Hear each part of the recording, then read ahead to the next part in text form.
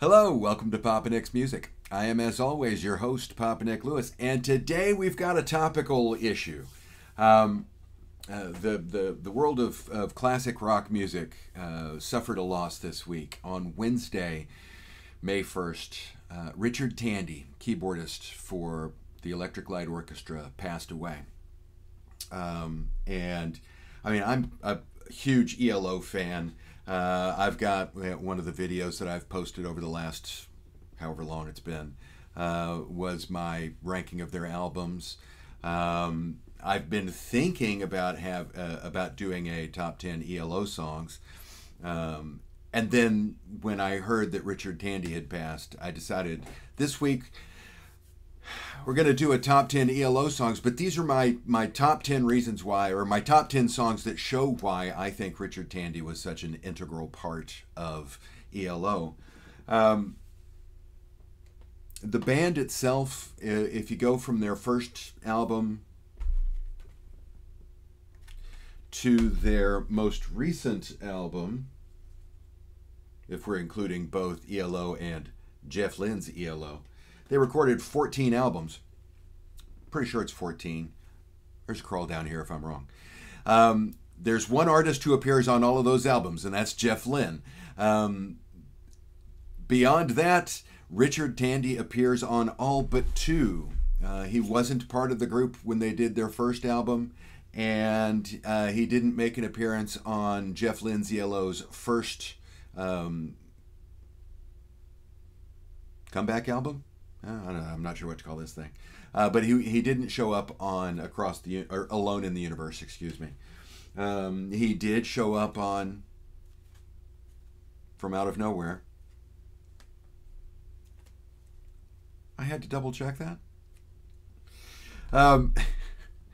Richard Tandy was on every album, pretty much. He played piano. He played various keyboards, synthesizers, whatnot. He also played guitar.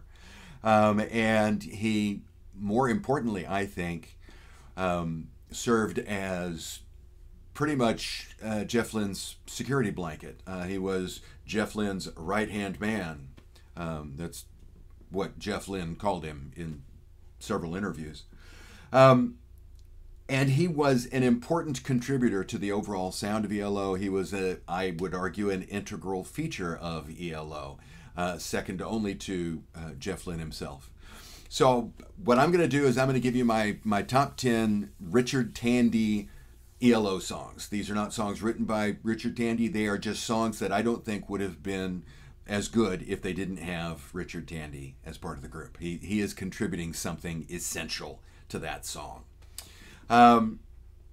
As always, this is a top 10. And Papa Nick's Music's Top 10 series is unofficially sponsored by Schofferhofer. That's good beer. Also, for this to be a top 10, obviously, or for a top 10's favorites, excuse me, it has to be something that I like. So I love all of these songs. These are all among my favorite songs. And I have to have copies of them in my library, and I've got all of the ELO albums, so that's not a big deal. And then finally, because this is a top 10, this is a subjective thing, so we've got the subjectivity notice. We firmly believe, we passionately believe here at Papa Nick's Music that artistic appreciation is an inherently subjective thing. There's no such thing as objectively good or objectively bad music. There is only music that we like and music that we do not. And as long as we keep that in mind, this is a wonderful conversation. It's fun, it's enlightening, it's entertaining. It only goes off the rails when somebody in the conversation insists on being seen as objectively right. I'm not trying to say that, so don't come at me with no, there's no such thing as objective quality in music. If we think quality in terms of artistic merit, it's purely subjective. Okay? Okay. Now, before we get into this top 10, I'm making some guesses here. One of the things that has always been true of ELO, at least after the first album. The first album, the Electric Light Orchestra, released in America as No Answer.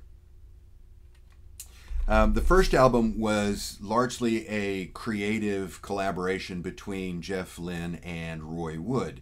They were in The Move together, along with drummer Bev Bevan. When The Move was finally falling apart, it was down to a trio: Roy Wood, Jeff Lynne, and Bev Bevan, who were, like, I mean, this started out as well, I was about to say it started out as a Move album, and I don't think it did, but it was the members of The Move who were doing this. They were definitely heading in a different direction, though. Beside the point. The point is, when it started out, the primary creative force was Jeff Lynne and Roy Wood. But from the second album on, Jeff Lynne was the primary creative force. Jeff Lynne wrote the overwhelming majority of the songs. Jeff Lynne produced the albums. Jeff Lynne played a lot of the music. When we're talking about Jeff Lynne's ELO, this is Jeff Lynne. I think he's got some, for this one he's got, I know Richard does a piano solo on one of the songs, and I think he's got somebody helping him with backup vocals. With the other Jeff Lynne's ELO album, where is it? There it is, Alone in the Universe. He's got a guy doing hand percussion, and maybe somebody helping with background vocals, right? But everything else is him. Jeff Lynne has always been that kind of creative force in the studio. It's easier for me to just do it myself than it is for me to explain to you what I want you to do. So, just stand back, I'll do it. So it's entirely possible that as we go through this, I'm going to be talking about things that Richard Tandy did that in fact Jeff Lynne actually did. To the best of my knowledge, it's not. There are a few instances where I know for a fact, because I've read in interviews, that Jeff Lynne said he did it. But for the most part, I'm making assumptions here. So if you've got documented evidence that I'm wrong on one of these, please share that down below, because I would be very much interested in reading that. Coming in at number 10. So these are my, I've got two songs here that I've slotted in at number 10. So I've got technically a tie at number 10. And I've got a tie at number 10 because I can't really pick between the two. From 1981's Time album, we have the song Hold On Tight. From 1983's Secret Messages, we have the song Rock and Roll is King. The singles off of both of these albums, relatively popular, got a decent amount of airplay, and they are both just straight ahead, old-timey rock tunes, and they are both piano-driven. Richard Tandy playing that honky-tonk piano on both of these. Love those songs. Coming in at number 9 is another example of the same thing, only this is, it's on my list because it's a song that is old-fashioned rock and roll, driven by the piano, and therefore I'm assuming driven by Richard Tandy, and that is Don't Bring Me Down from Discovery. It was Richard Tandy who realized that Discovery could just as easily be pronounced disco. Very. Love Richard Tandy. Don't Bring Me Down from 1979's Discovery is my number 9 Richard Tandy ELO song. At number 8, I've got another tie.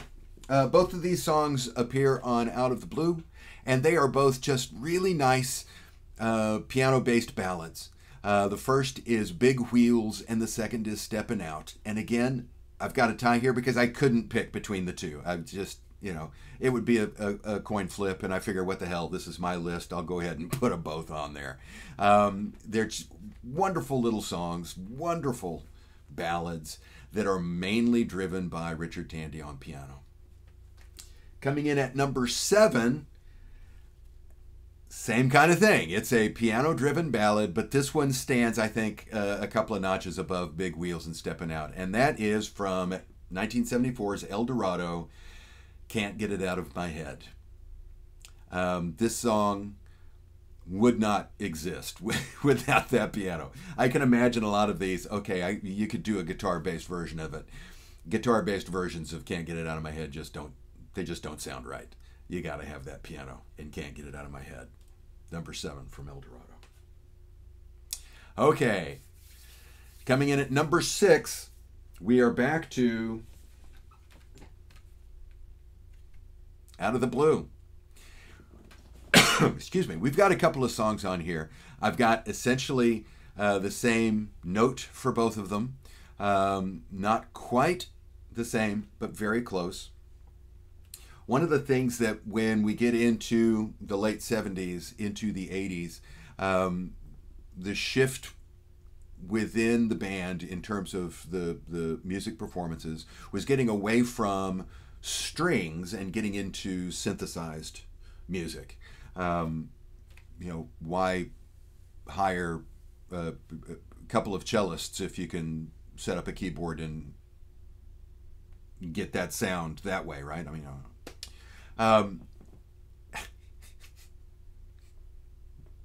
awkwardly stated. But they were moving away from strings and towards using synthesizers. And part of that was, now that they're using synthesizers, they're able to do a lot of things that synthesizers could do. And specifically here for the next couple 3 songs, we're talking about their overuse, extensive use of the vocoder. And anytime you hear a vocoder in one of the, in an ELO song, that's Richard, I'm willing to bet that's Richard Tandy. And my first vocoder song is one of the massive hits off of Out of the Blue, Sweet Talkin' Woman. Sweet Talkin' Woman. That's Richard Tandy. I have seen concert footage of ELO performing songs from Out of the Blue, and Richard Tandy is doing it live, so I'm assuming he did it on the record as well. Sweet Talkin' Woman. Wonderful vocoder work. There's also some really good piano work on this song. The second, I was putting this away, and my second vocoder song is also Out of the Blue.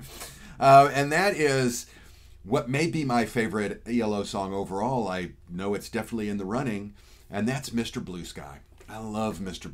Blue Sky. We've got the vocoder work. We've got a lot of good keyboard work. There's a lot of good Moog bass work in there.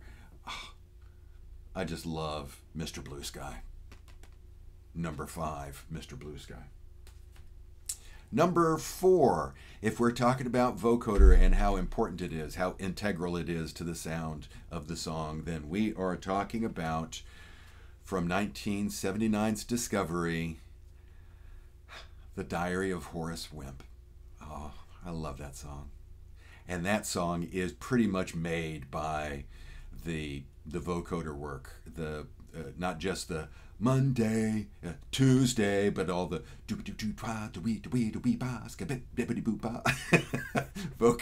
vocoder scat that runs throughout the whole thing. It's just a wonderful little song. Love The Diary of Horus Wimp. Number 4 on my list of Richard Tandy influenced ELO songs. For my number 3 song, we're going to one of their big hits off of their big album, A New World Record. Richard Tandy's idea for the title of this one. They were watching a lot of the Olympics while they were working on this album, and they kept hearing things being referred to as New World Records, and Richard was the one who said, hey, that'd be a good album title. But this song is Telephone Line. I can imagine Telephone Line being done without the electronic sounds, without the introduction bit that has the fake dial tone and the fake phone ringing and all of that. But it doesn't work if you shift it from a piano-based song to a guitar-based song. Trust me, I've tried. It just doesn't work. It needs the piano. Number 3, Telephone Line. Beautiful, beautiful piano work by Richard Tandy in this. My top 2 songs are both from the same album. Face the Music. Very underrated album, this, I think. My number 2 song shows that Richard Tandy was not just a good piano player, he was also a good guitarist. And that is Strange Magic. The guitar intro to Strange Magic, that little solo bit at the beginning, the do-do-do-do-do, do-do-do-do-do. That's Richard Tandy. He wrote it and he played it. And he was the man was good. But my number one song, also from Face the Music, Evil Woman. I think if you are trying to summarize Richard Tandy's influence on, effect on, importance to ELO, Evil Woman is the best possible song to look at. Those introductory chords on the piano are just iconic. The same way that guitar intro to Strange Magic, iconic. We've got two iconic songs on this album. Two out of, I can't see how many are. I want to say it's like 8 songs on the album. But 2 of them are icons, and it's largely because of Richard Tandy's musicianship. So those are my top 10 favorite Richard Tandy influenced ELO songs. There's got to be a better way of saying that, but you know what I mean. Which songs do you think Richard Tandy really stood out on? Drop those notes down below. Let me know. I always love hearing from you. If you enjoyed today's video, I'd appreciate it if you'd click the like button. And while you're clicking that like button, go ahead and click the subscribe button as well. You might as well. It doesn't cost anything. If you do subscribe, then go ahead and click the notification for the icon for notifications. That makes a difference to the YouTube folks, so I would appreciate it. And again, thanks for hanging out with me today. I've enjoyed it, and I hope that the rest of your day is entertaining. See you soon.